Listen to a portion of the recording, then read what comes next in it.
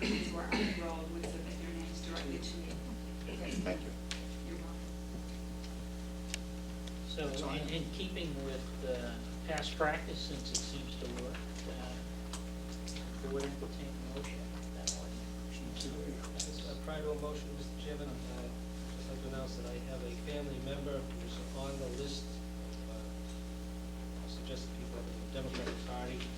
Therefore, I will be abstaining, not participating in the discussion, abstaining from the vote on this action. Thank you. She's a very good new member. Mr. Harris. Mr. Chairman, I move to exercise the following option for appointment of election workers for elections held between September 1st, 2007 through August 31st, 2008. Two. To appoint election officers from the list submitted by the registrars as recommended by the registrars. Second. Motion made by Mr. Harris, second by Mr. Bean. Discussion. Hearing none. All in favor? Aye. Opposed? One abstention. Thank you, Barbara.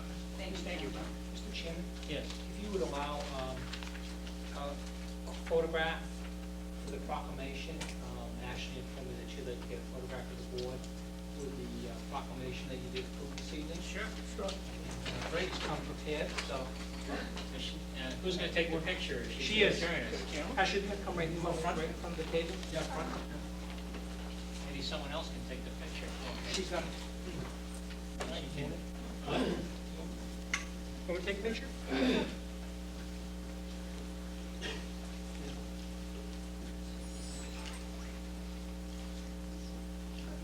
Not too complicated. I got it.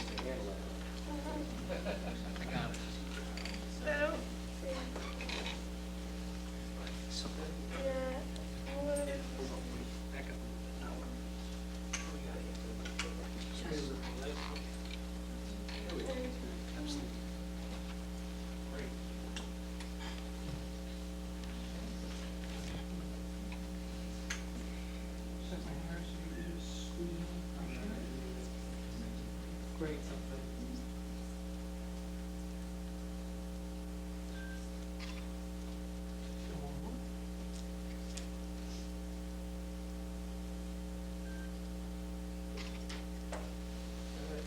Okay, very good. Is it possible to put a link to the website for this?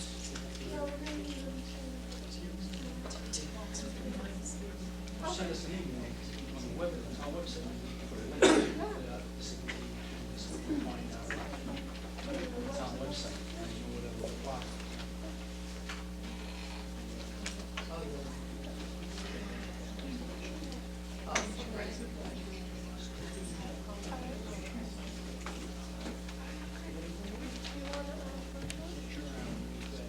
Conservation. Thanks so much. Thank you everyone for your time. Thank you. Thank you. Take care. Okay. Mr. O'Leary. Mr. Chairman, I move to appoint Thomas Romeo, 74 North Street, as an associate member of the Conservation Commission with a term to expire December 31st, 2009. Motion made by Mr. O'Leary, second by Mr. Harris. Any discussion? Mr. Chairman, contacted by the chair of the Conservation Commission a few months ago, stating that we currently do not have any associate members. Hopefully, we won't have a need for full-time members in the distant future, but it's important to, again, start building up some interest and also some people who have some experience in the area. Mr. Romeo previously served as a member of the Conservation Commission. He's now willing to come back on as an associate member and serve. It's very important that we have some continuity there. Should we have a vacancy that occurs, Mr. Romeo served extremely well. Attended previously, recommend to the board that the favor of this motion. Other comments, discussions? All in favor? Aye. Opposed? There's only one you really call for. It's unanimous.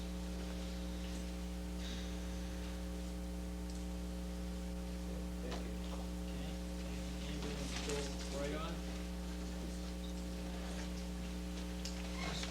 have a copy of the letter submitted by Acting Fire Chief Harris, and the amount of the requested abatement is $476. There's a financial information sheet that normally accompanies these requests that documents the reason for the request.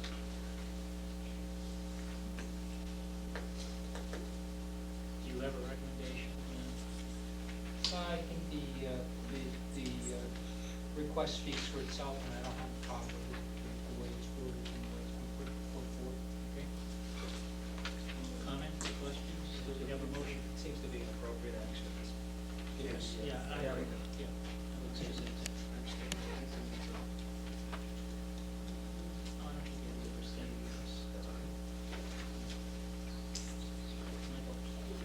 Mr. Chairman, I move to write off ambulance bill number NR 4-0336 in the amount of $476 dated 3/1/2004 in accordance with Tilburton standards and as recommended by the fire chief.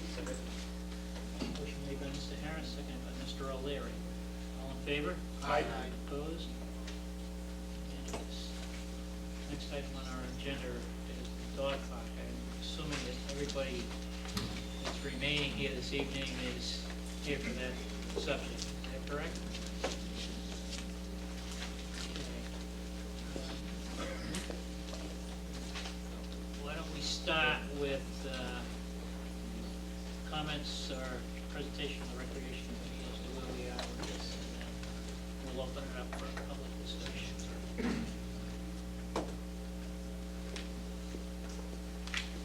Evening, gentlemen. Thank you.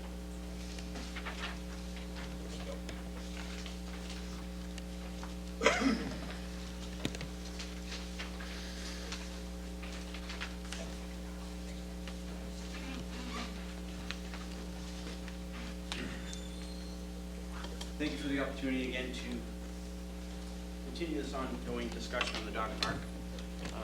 Since we had our hearing, we went back and tried to pull together all the comments we collected the evening of our hearing and try to come up with a compromise position on going forward on the dog park. So what I'd like to do is walk through 12 points that I'd like to walk through 12 points that we took from some of your suggestions and some of the resident suggestions and some of the committee members and also the ad hoc committee member suggestions. But before I did that, I'd also like to introduce the chairman of the ad hoc committee for the dog park, Mr. Art Grossman. He'd like to say a couple things. Mr. Grossman. 29 Freedom Drive, I don't know if you know that or not. And I just want to say a couple of things quickly. After we last met, I was racking my brain trying to figure out if there was some way that we could come to a compromise position. You know, it's the way a lot of things are done in this town, and I thought if there was any way possible to do it, it would be good for us, it would be good for the selectmen to try to have some kind of compromise position that we could put forth. I went over one day and I met with Frank and Barbara Roberts, who live next to the park, and just informally to chat with them to find out if there was anything that we could possibly do to reach some kind of compromise. And Frank or Barbara, if I misspeak, jump in. I'm just going to try to recount what we talked about. So we talked about it, and I think the primary consideration was to keep the numbers down. If the numbers are low, if we could do things to keep the numbers low, we might be able to find a way to allow this to continue and make the abutters happy with it. So we sat down, we talked about a number of issues. I jotted them down. I gave them back to Frank and Barbara to look at to make sure they got, we got them right. And the action was that Frank and Barbara were going to take these points to their neighbors and talk about them. Frank made it clear that he could not speak for his neighbors, but felt that the points we came up with was something he thought he could go to them with and maybe do something with this. Now, due to vacations, 4th of July, being out of town, we were not able to actually get together before tonight. We just haven't been able to get together, and I assume that they had not had a chance really to speak to too many of their neighbors, if any. But prior to the meeting, I did share with Frank the points that ended up on the sheet that you have in front of you.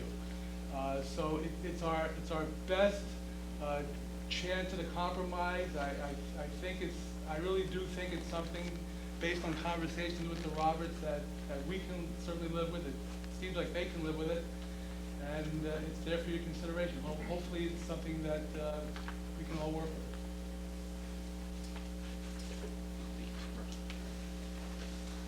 It's okay with you, Mr. Chairman, I'll read them out loud. We'll take one at a time.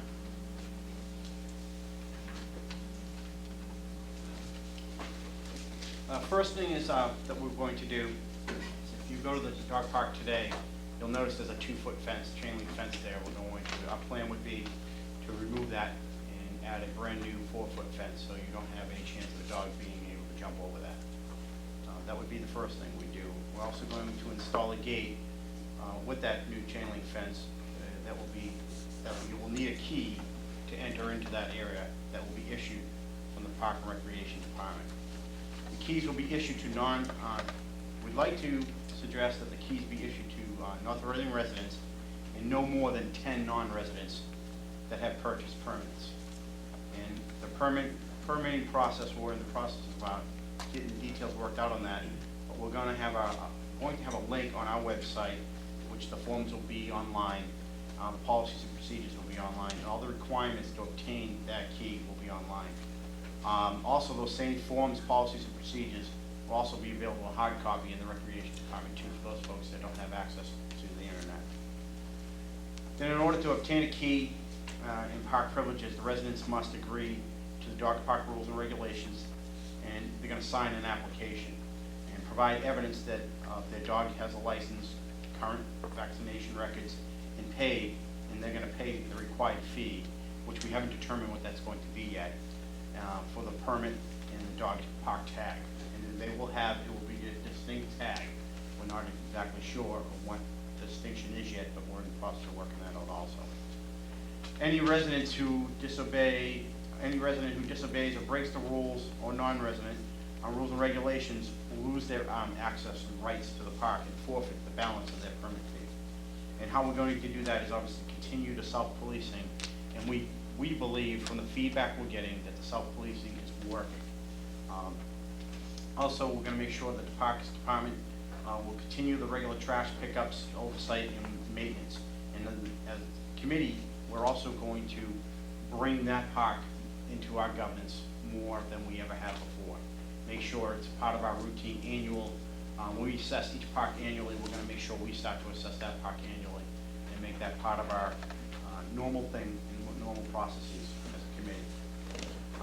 We also plan to speak with the police about the feasibility of responding in a more timely fashion to any complaints that come in. And also, what we're going to do under that link that we have on our website, we're going to have an area in there where residents, neighbors, people that visit, anyone can go in. We use the same link now for any recreation program we have. People have access to get to us, to provide us complaints, issues, things they like, things they don't like.